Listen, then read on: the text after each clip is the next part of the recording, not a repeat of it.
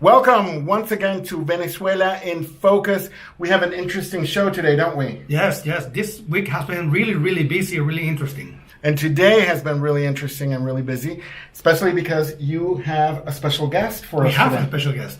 So stay tuned and you will see who Roberto interviewed and what we're going to be discussing during this week.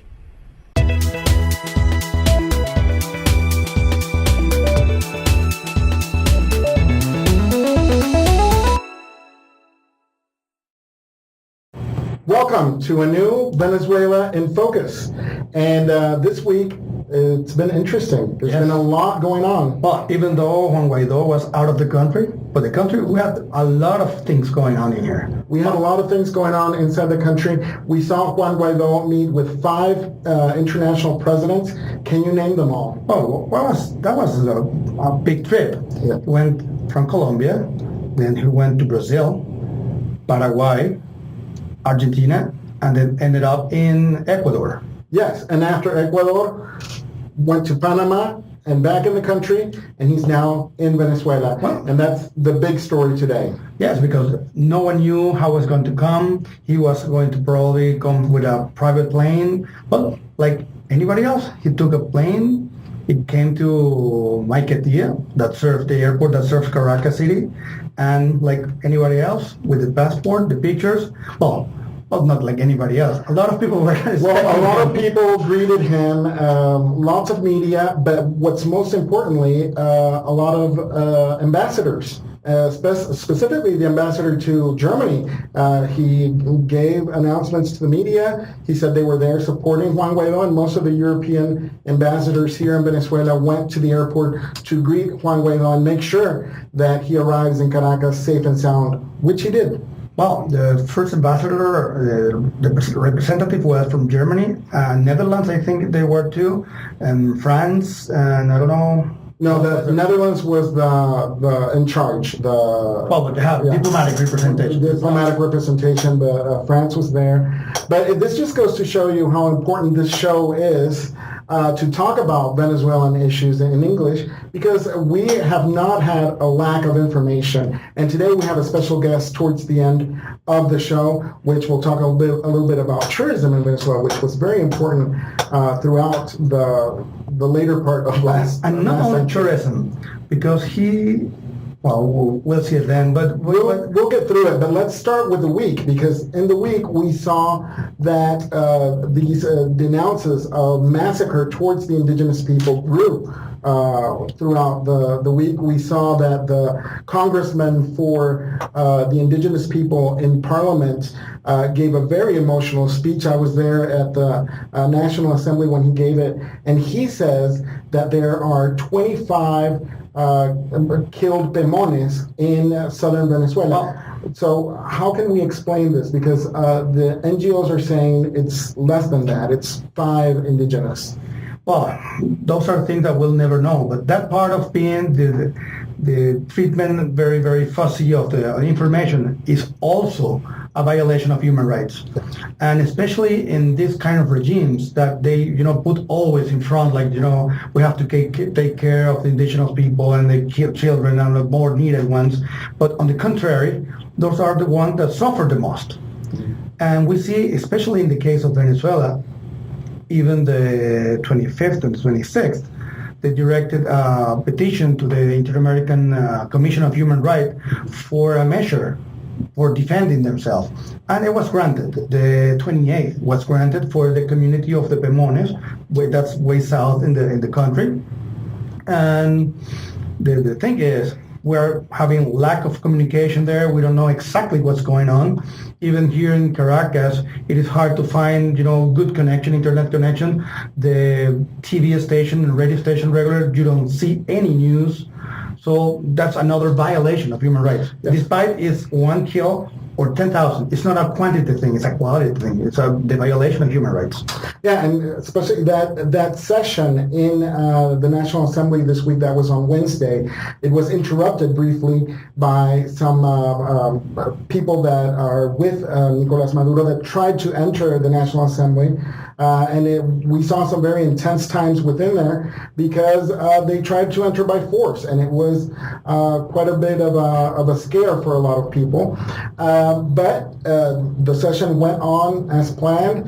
The Roman Gusamana, which is the congressman for indigenous people, he spoke. He could give out his declaration. And something interesting, now that you mention information as a lack of human rights, the journalist from Sweden, her name is Annika Rothstein, told the National Assembly in English her accounts on how she was abducted by colectivos. She was kicked in the face.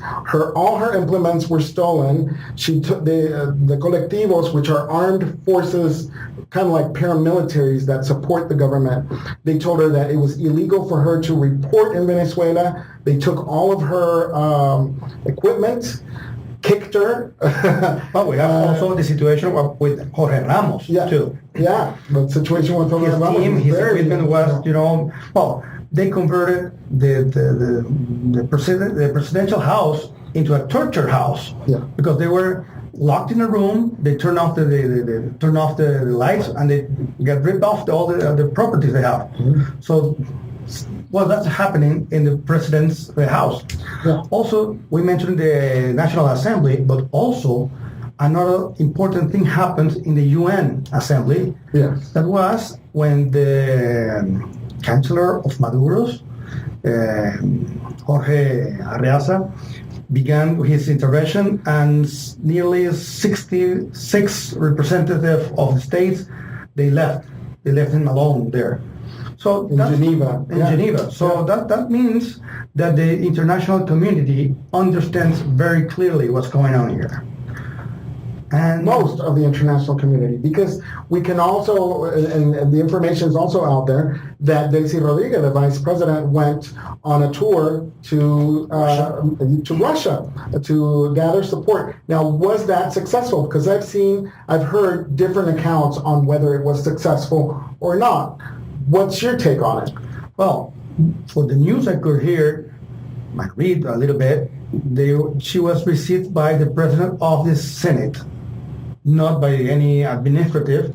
So we will have to study very much what's the influence of the Congress and the activity of the Vladimir Putin probably. Yeah, Putin didn't receive her.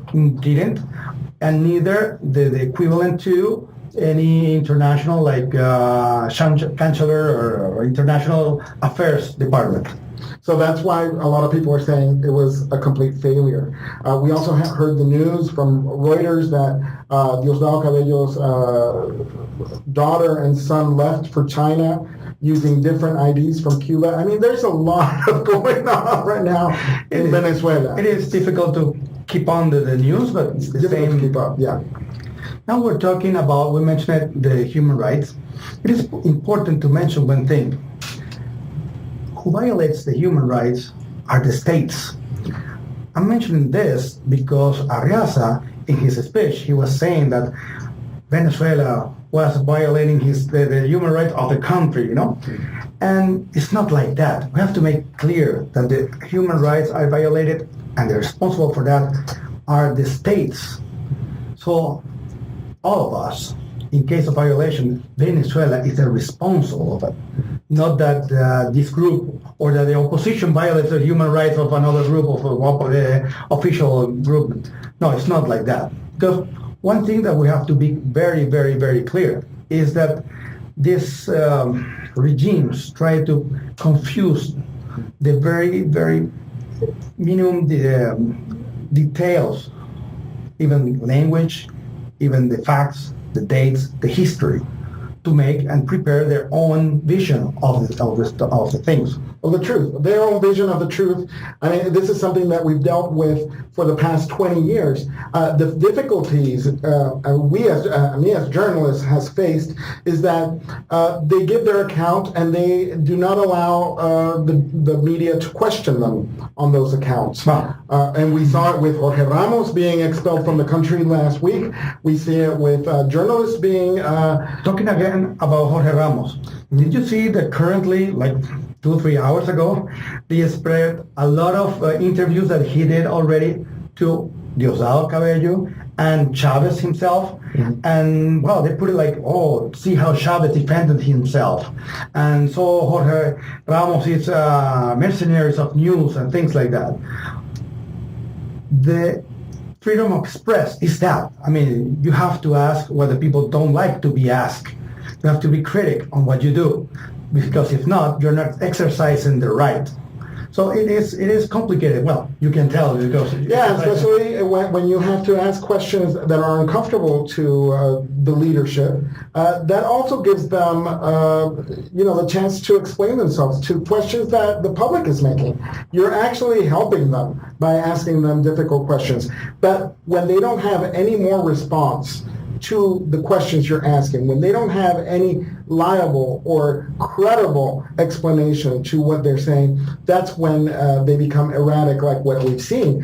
And even get worse, because one part of the freedom of expression is, okay, you can express yourself what you want, but also you have the right, you are entitled to receive official information, and not only for a question. Let's take, for instance, the example of Banco Central de Venezuela. Since when we don't have the exact amount, the exact percentage of inflation in Venezuela?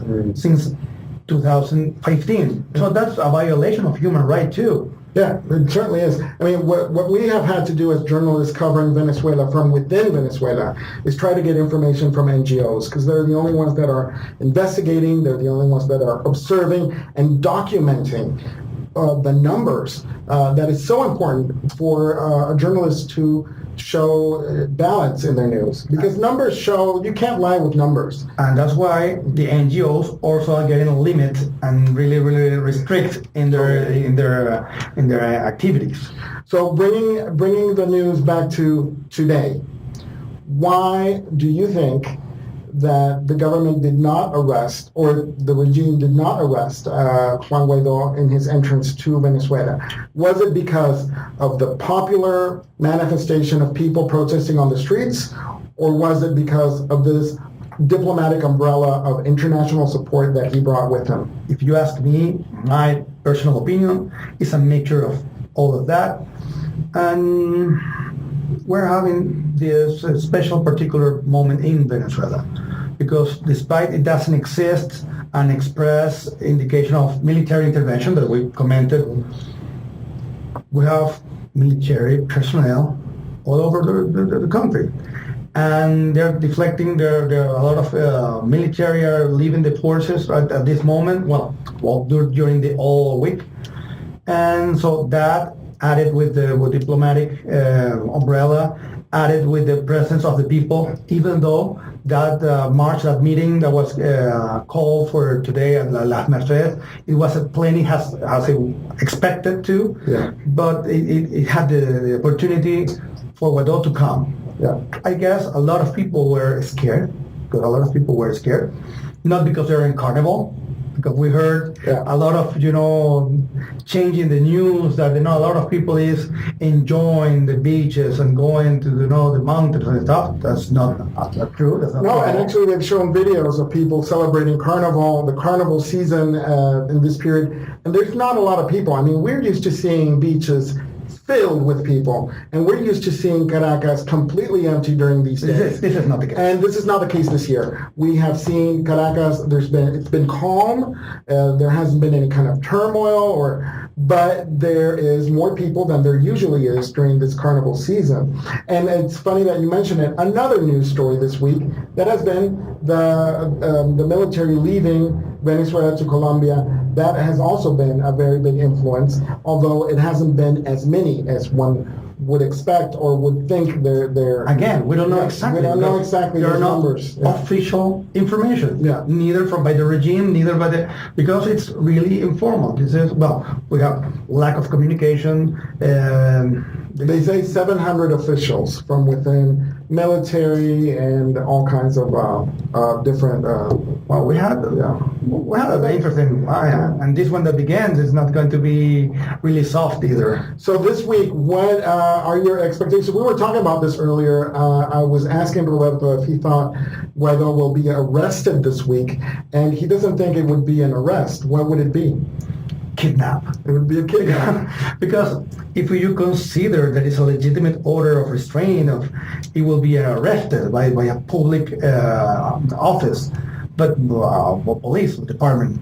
But no, if the command comes from an illegitimate authority, it will be like a kidnap. So you are committing a crime too. So we will see the effects either in the internal legislation and normative, and also international, because different than happens in previous years, the world community is really aware what's going on in Venezuela. Yeah, and there's no doubt about it that the Maduro regime is weakened internationally. It's more weak than it was in 2014 during those protests, and in 2017 during those protests.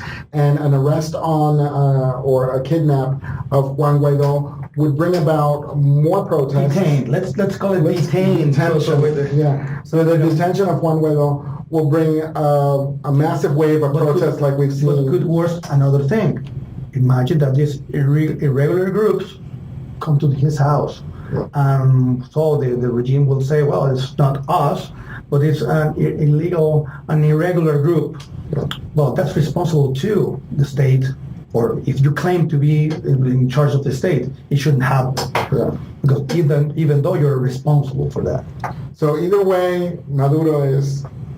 He will be responsible, yes. Yeah, he will be responsible. So what do you expect would happen? I don't dare to say a thing. That's the question everybody asks and nobody knows, but we keep having that discussion here in Venezuela in Focus. And now we leave Roberto with our good friend Jimmy Marull. Jimmy Marull will be seated right here in this seat. We'll talk with him really shortly, but really interesting things. And right now we're going to listen to who Jimmy Marull is so that you're well informed before you hear this interview. Thank you very much and have a pleasant week. Bye-bye. Hasta luego. Ciao. I'm an aviator, a pilot. Flying is my life. And a long, long time ago, I became obsessed with a mountain, a tepuy.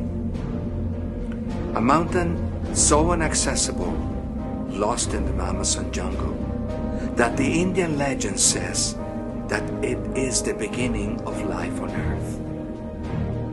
It's a stump of the tree that was cut down by the gods and remained in the jungle as Autana, a place inaccessible, lost in the jungle, that really attracted my attention.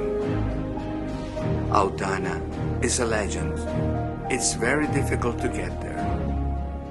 In another myth, a giant fish fled through the mountain, creating a cavern, and that cavern actually became my obsession, my project of life. I decided that it was possible to fly through that cavern with an aircraft. It was a crazy project. It took me 2 years to planify this. And this was done 30 years ago. 30 years have passed, and no other pilot has accomplished any similar flight. It is time to return to Autana. It's time to tell the story nobody knows about. It's time to make this journey again. Will you join me? Will you help me do this? Let's go back to Autana.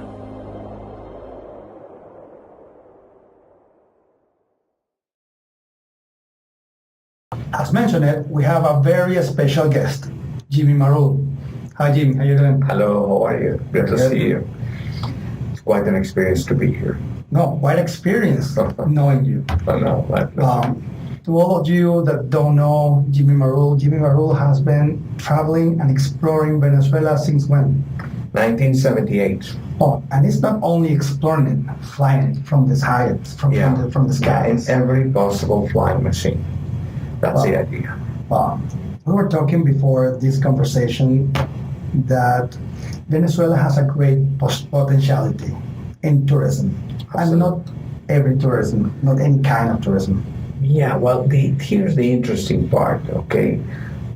We were not meant to compete in the, shall we say, first-class tourism, 5-star, 6-star, whatever. But the ecotourism, the agricultural tourism, and the adventure tourism are incredible, undeveloped markets. And here is the potential for all of that. Everything is within an hour flight from Caracas. Everything, every possible change of environment, whether it's desert, whether it's the ancient Tepuis, or whether it's the jungle, or you name it is here. You mentioned that Tepuis and the jungle, and every Venezuelan, when we see El Avión Tepuy, and when we see the Angel Fall, how many people from Venezuela have really visited, or it's really small? Well, my experience, I give conferences all the time to students and people from every possible environment. And out of every 200 spectators, 5 have an idea of what it looks like. And probably none. Yeah, has really that is something like 2%. 2% of Venezuelans have seen the actual Angel Falls, or have seen Gran Sabana, or have been to Los Roques, or the Andes, or the desert. The thing is, I think it's a problem of self-esteem. The thing was that in the past, Venezuela was so powerful that everybody knew Disneyland. Everybody had been to Epcot, to Orlando, to you name it, to Europe. Every Venezuelan had an experience of traveling overseas, but not in their own country. And to me, that's a crime. It is a crime.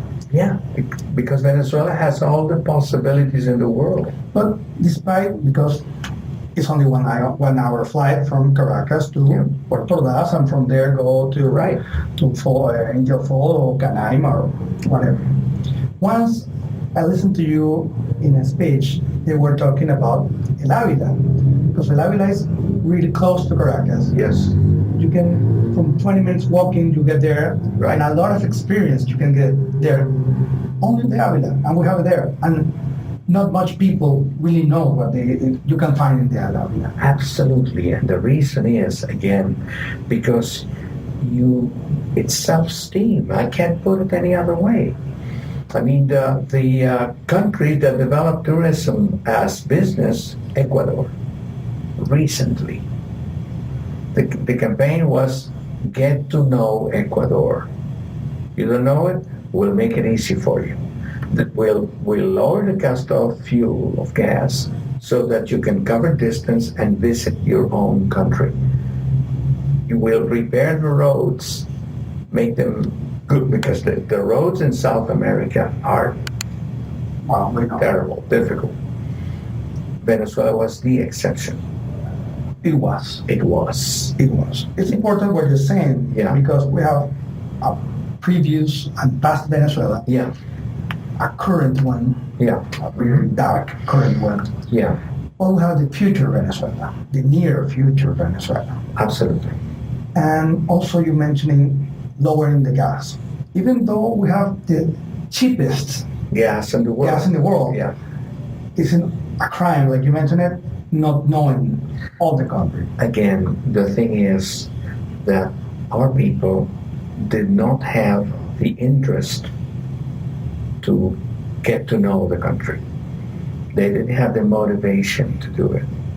And the tourism authorities have been political. They cannot be political. They have to be people knowledgeable of every possibility in the country, and people willing to motivate crowds to visit Margarita Island. Margarita Island is the biggest island in the Caribbean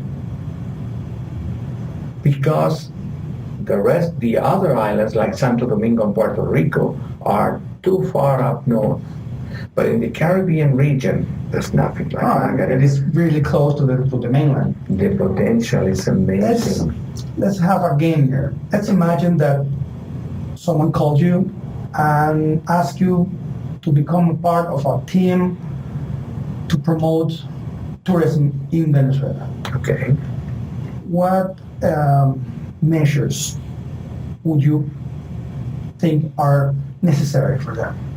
Well, first, you evaluate everything that is available now. For instance, there are more private posadas and small housing, family-ruled projects than ever before. Never before in the history of Venezuela were as many posadas and nice touristic resorts, small ones, than this time. So whatever area you want to develop, you go to these people and you help them solve their problems: electricity, food, accessibility. But that can be converted into alcabala. No, Because God, no. we see that all the authorities try to, What you are doing is you are working for a common goal. What we are doing is we are promoting tourism by helping the developers, the local developers in every region, without discrimination. We cannot possibly promote anything if we use the Latin way. Well, I'm a lawyer, so I always think about the legal stuff. Okay. What about the legal regime of labor, the labor law? Now here's the interesting part. Why is tourism so important everywhere else in the world? Very simple. It creates jobs. It promotes the stability of a whole community, and it reduces delinquency, crime, in every way. In Aruba, there are no criminals. In Curacao, there are no asaltantes, no people out of the law. Why? Because everybody's working. Everybody's busy. Why tourism is so important, so fantastic? Because any country that gets on that train will advance at the mega speed. Mexico. Mexico's more complicated, but even though Cancun area. Tourism, in the touristic aspect, there's nothing like Mexico. And I know from knowledge, Colombia had the biggest problem in the world, a civil war, a 50-year-old civil war. And you know what? Tourism in Colombia is a big industry, extremely successful. Another aspect I want to talk to you about. Please do. Aeronautics Authority. Okay? How is it working right now? It's not working. At all. No, this is paralyzed. The idea 19 years ago was to kill aviation because the socialist focus had the concept that every rich Venezuelan had an airplane. So let's deprave them, let's remove that airplane from them. By how? Creating all kinds of problems. Airports are problems, fuel is a problem, maintenance is a problem. Registration. You know what's the country that has the biggest aviation on earth? You have any idea? No. Russia. Russia, because they have no roads. To cover distances, you can only fly. And because they don't want to buy airplanes from the Eastern world, then they make their own. Interesting. And well, Russia has a gigantic aeronautic industry, making, creating, and doing and developing all the time. Taking that idea of aeronautic, Okay. right now, well, you have flown every kind of object that flies. Yes. I guess with the spaceships, you're going to be the first Venezuelan spaceship probably. I'm already working on that. All right, well, interesting. Private space tourism. Well, Okay. it will be interesting. It's happening. It's happening. Every Yes, new yes, we see, yes. we're closer to that. Okay. But we're talking about spaceships, but at the same time, you're really known for using the first flying object that human used, that was the balloon, the air, That's hot air right. balloon. That's right. You don't go back to another flying method, like No, like feel it. you can't go further back. I mean, the hot air balloon, the balloons are the, What's the experience of flying a balloon and living? Because it's an experience. well, the good part is that I use the balloon as a training tool. I visit communities, indigenous communities or regular people with my balloon, and I invite them to join me. I tether the balloon 3-4 points and I go up and down. I take every possible human being up in the air. And it's nothing like it. It's like traveling in time. To me, there is nothing like this because it creates a bond. I mean, the people have sympathy. Who is this lunatic who's coming here with a balloon? And when they realize that all I want to do is share the experience. It is experience. I had the chance to go with you once, and really experience. You have to repeat it once, twice, and as many times as possible. It becomes a human relation. It is, indeed. That's why every town that I have visited with the balloon has changed their point of view. Because I am not a wealthy person from a wealthy family showing off a wealthy activity. I am a regular person with a regular life, with a lot of time and a hot air balloon. Interesting. That's all it is. You have activities like this, that you also give some speeches, motivational speeches. Yes. And where do you can contact you? Well, through the network. All right. Easy enough with my name, at Jimmy Marull, and I'm there. Well, Jimmy, I guess time is really short. Okay. We'll share some of your experience and your videos and your pictures. And thanks for you for watching. And Jimmy, this is your house. Anytime. Next time we'll talk. My And we'll fly way over. Thanks I'll a see lot. you over in Venezuela. Thanks a lot.